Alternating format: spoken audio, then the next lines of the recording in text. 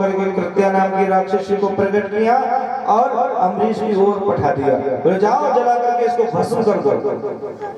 भगवान ने हाथ जोड़ करके कहा कि मुझ में, मैं अगर संतों में और भगवान में कोई अंतर नहीं समझता हूँ तो मुझे माफ कर देना, अन्यथा मुझे जला करके भस्म कर देना। भगवान का चक्र सुदर्शन आया और उस कृत्या नाम की राक्षसी को भस्म कर दिया और दुर्वासा ऋषि के पीछे पड़ गया। भगवान शिव ने भी कहा कि नारायण के भक्त के अपराधी को मैं नहीं बचा सकता, मेरी कोई ताकत नहीं है। यदि आप सोचो मेरी रक्षा करो, मेरी रक्षा करो। भगवान को आज अपने भक्त अम्बरीश की याद आ गई और कहा ऋषभ आपने अपने आप को संत समझा और अम्बरीश को नहीं, लेकिन मैं तुम्हारी रक्षा नहीं कर सकता हूँ क्योंकि अयं भक्तं पराधीन हैव स्वतंत्रे बुद्रजा साधुर्विग्रहस्थ हृदयं भक्तर्भक्तिमं प्रिया। मैं तो स्वयं ही भक्तों के अधीन हूँ। जब मैं स्वयं भक्तों के अधीन हूँ तो मैं तुम्हारी रक्षा कैसे कर सकता हूँ। भक्ति हमारो पग धरे वहाँ धरूं मैं हाथ, सदा संग लागत फिरो कबहू न छोड़ो साथ। मोहि नाना पाते न जाओ, अपने मोहि नाना पाते न जाओ। इन्हीं की काज कर लो इलाजी, इन्हीं की काज कर लो इलाजी। मेरे बेकुंठा बिसरायो, अपने मोहि नाना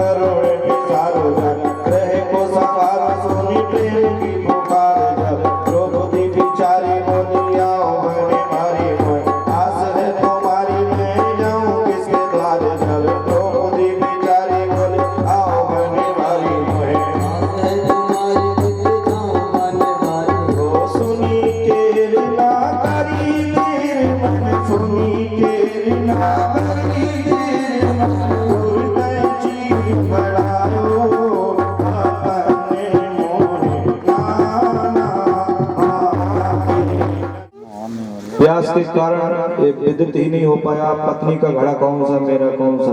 जो पत्नी का घड़ा था ना उसको स्वयं उठा करके पी गया। गुरुदेव वशिष्ठ जी ने ध्यान लगा करके देखा, बोले राजन गड़बड़ हो गया। बोले क्यों? बोले तो आपके ही पुत्र होगा। राजा को बड़ा चिंता हुई। समय आने पर राजा का पेट चीर करके बालक को बाहर निकाला, लेकिन अभी चिंता हुई ये बच्चा दुग्धपान किसका करेगा। स्वर्ग से इंद्र आए, उन्होंने अपनी तर्जनी उंगली बच्चे के मुखारबिंद में दी। बोले आज से मेरा दुग्धपान करेगा। इसलिए उस बच्चे का नाम पड़ा मानधाता। मानधाता के पुत्र मुचकुंद हुए, मुचकुंद के पुत्र दिलीप हुए, मुचकुंद हुए जो बहुत तपस्वी हुए, जिनको भगवान श्री कृष्ण ने मुक्ति दी। आगे चल करके इसी वंश में त्रिबंधन हुए, त्रिकुंस हुए, महाराज हरिश्चंद्र हुए, जिन्होंने सत्य पर चलकर सर्वस्व बलिदान कर दिया। इस वंश में आगे बढ़कर के एक और विचित्र राजा हुए बाहु। इन्होंने भी यज्ञ किया और बड़ी रानी को चरू खिलाया। बालक गर्भ में आया, अन्य रानियों ने ईर्षावश जहर दे दिया। बालक गर्भ में ही नष्ट हो जाए इसलिए।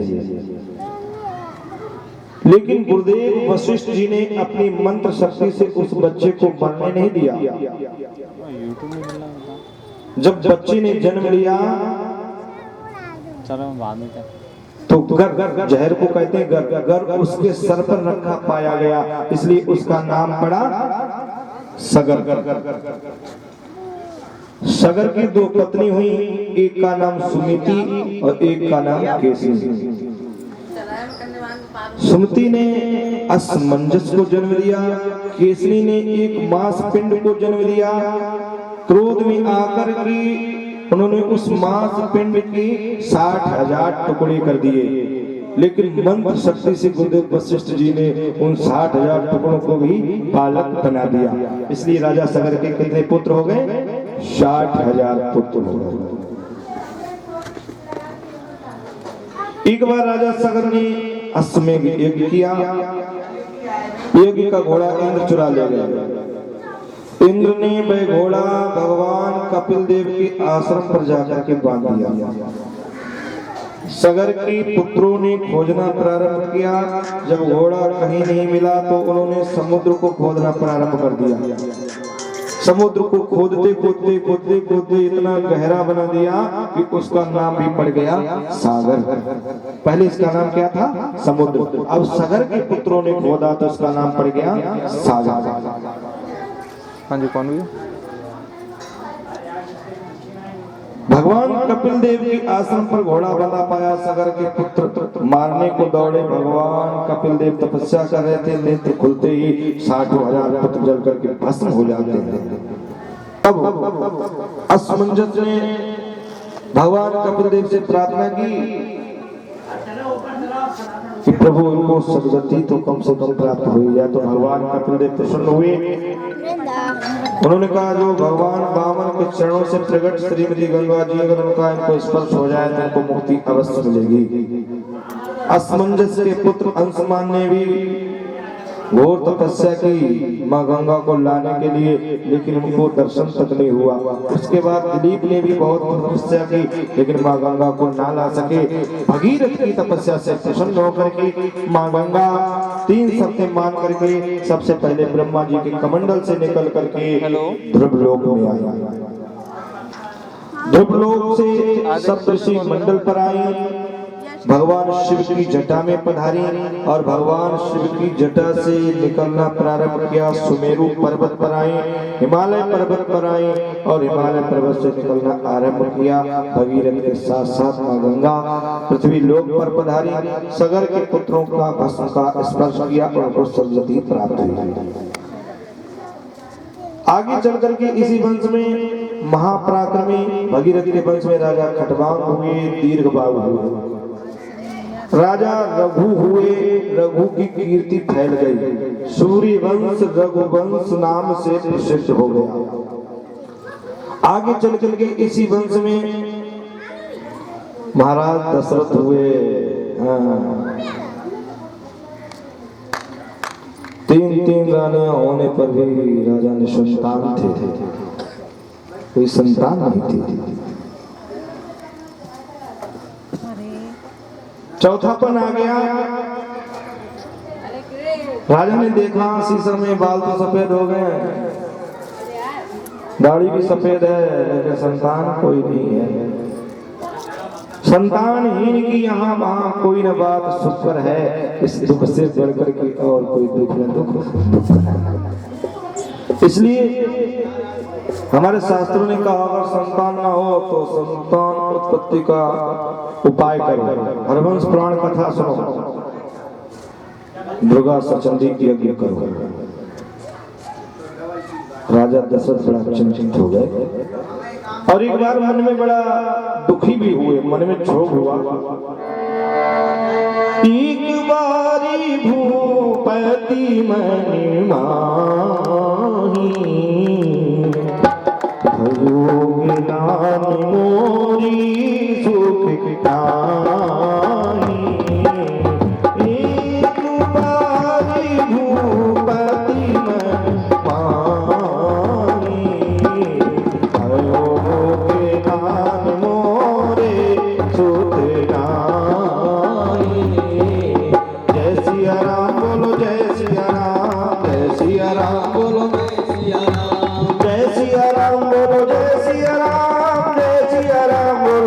सिया राम, जय सिया राम, बोलो जय सिया राम, जय सिया राम, बोलो जय सिया राम। करो महिपाला, चरण लाग कर विनय विशाला, चरण लाग कर विनय विशाला, निज दुख सुख सब पुरहि सुनायो, कह वशिष्ठ बहुविध समझायो, निज दुख सुख सब पुरहि वशिष्ठ बहुविध समझायो। जय सिया राम, बोलो जय सिया राम, जय सिया राम, बोलो जय सिया राम, जय सिया राम, जय सिया राम, जय सिया राम, बोलो जय सिया राम, जय सिया राम, बोलो जय सिया राम, जय सिया राम, बोलो जय सिया राम, जय सिया राम, बोलो जय सिया राम, जय सिया राम, बोलो जय सिया राम। राजन, मन में धीरज रखो, हो यही सुतचारी, एक दो पुत्र नहीं, तुम्हारे चार पुत्र होंगे।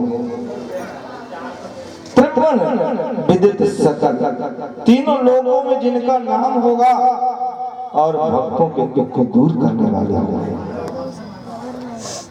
इसके लिए तुम्हें एक काम करना पड़ेगा। बोले क्या? उत्कामेष्टि की यज्ञ कराना पड़ेगा, और इस यज्ञ को करने में सबसे उत्तम और सक्षम श्रृंगी ऋषि है,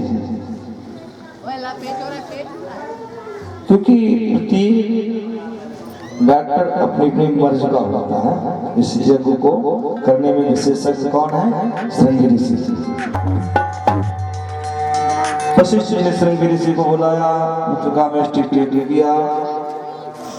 भगत सहित मुनि आहुति देनी, प्रगटे अग्नि चार को। अग्नि भगवान खीर का प्रसाद लेकर के प्रकट हुए और कहा, राजन ये ले जाकर के अपनी तीनों रानियों को बांट दो।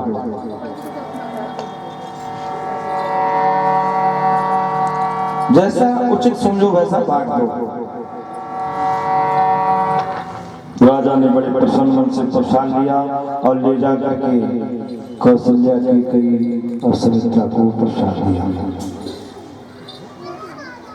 अर्ध भाग कौशल्य देना, वह भाग आधे कर लेना। सबसे पहले कौशल्या बड़ी है, इसलिए आधा भाग कौशल्या को दिया। आधे के फिर शेष दो भाग किए। एक भाग केकई को दे दिया, शेष बचा, फिर उसके दो भाग किए। कौशल्या और केकई के हाथ पर रख करके उनका मन प्रसन्न करके सुमित्रा को दे दिया। जा दिन ते हर गर्भे आए, नित नव मंगल नूतन। चैत्र शुक्ल पक्ष मास की नवमी तिथि अभिजित मुहूर्त था। दिन के ठीक 12 बजे भगवान प्रकट हो गए। बोली राघवेंद्र सरकार की। सशंक चक्रम सगरीट कुंडलम सपीत वस्त्रम सरसीरवेक्षणम सारवक्षा स्थल कौस्तुभरश्मियं नमामि विष्णु शिरसा बोली नारायण भगवान की जय। ऐसी सुंदर झांकी है चारों भाइयों की, बहुत ही सुंदर झांकी है। लेकिन ये बात अभी किसी को पता नहीं है। भयो प्रगट को पाला दीनदयाल, किसको पता? कौशल्या हितकारी, केवल मां कौशल्या को ही पता है। भयो प्रगट कृपाला दीन दयाला, कौशल्या हितकारी। हर्षित महतारी मुनि मनहारी, अद्भुत रूप विचारी। मां निहार करके गदगद हो रही है। प्रभु ने कहा, मां दरवाजा खोलो। तमाम दरवाजे पर भीड़ लगी हुई है, लोग मुझे देखने के लिए तरस रहे हैं। मैया ने कहा, लाला दरवाजा तो खोलेंगे, परंतु बताओ तुम इस रूप में क्यों आए? बोले क्यों माँ? आपने ही तो कहा था आप जैसा पुत्र हो जाए, चाहे तुम समान सुत प्रभु सन कवन दुरा। तो मैंने कहा मैं अपने जैसा कहाँ लाऊंगा, मैं स्वयं आपके पुत्र बन करके आऊंगा।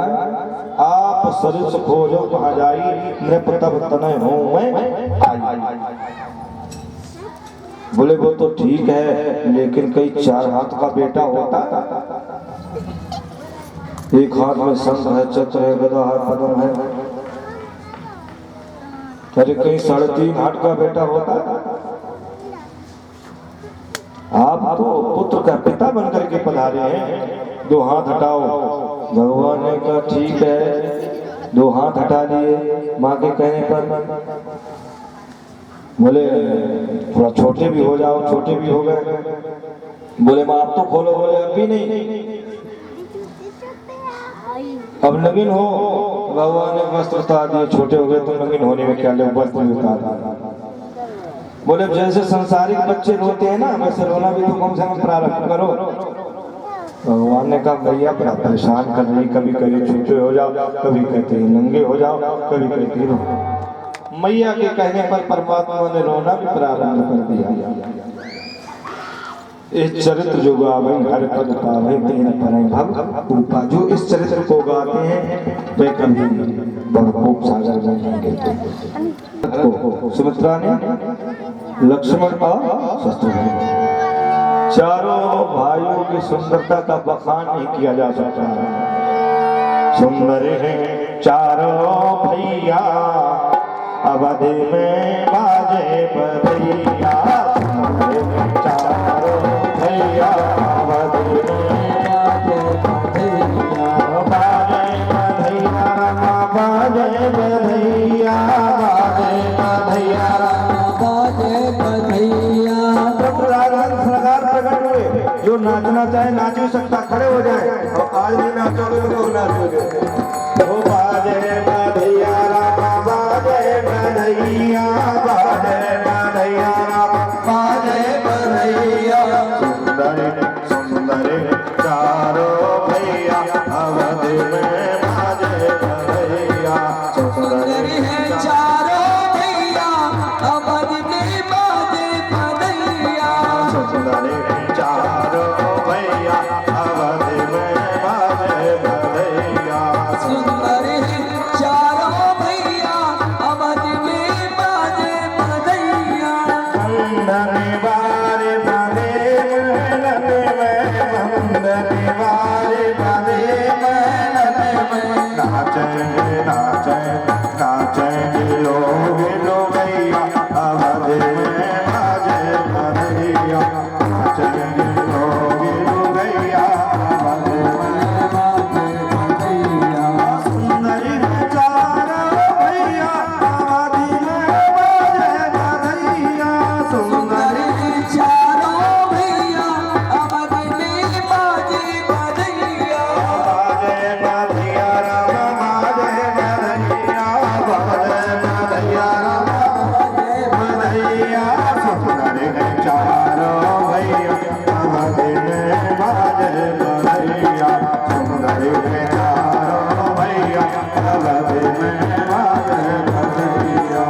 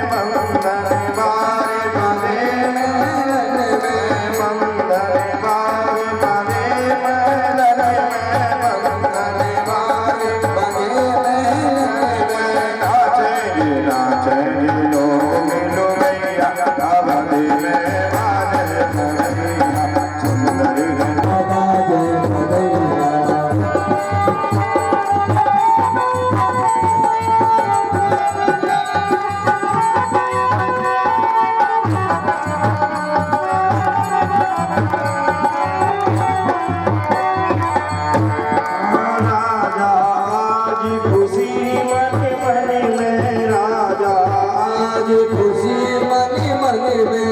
आप लोगों को खुशी हुई या नहीं ये तो नहीं पता, लेकिन राजा दशरथ इतना खुश थे, इतना खुश थे। राजा दशरथ की खुशी मन में हाथे भैया अवध में भागले भैया, हाथे भैया अवध में भागले भैया। सुंदर सुंदर चारों भैया अवध में भागले भैया, सुंदर चारों भैया अवध में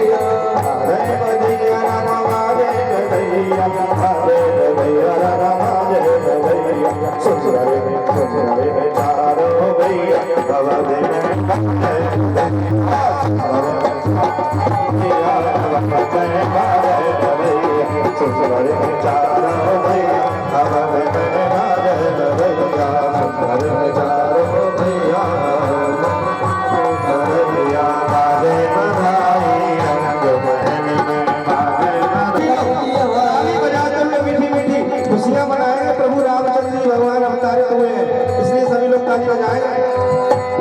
रंग महल में शंकर जी आए, शंकर जी आए संग गौरा को आए, शंकर जी आए संग गौरा को आए। बाजे जो डमरू रंग महल में, बाजे जो डमरू रंग महल में, बाजे बधैया रंग महल में, बाजे बधैया रंग महल में।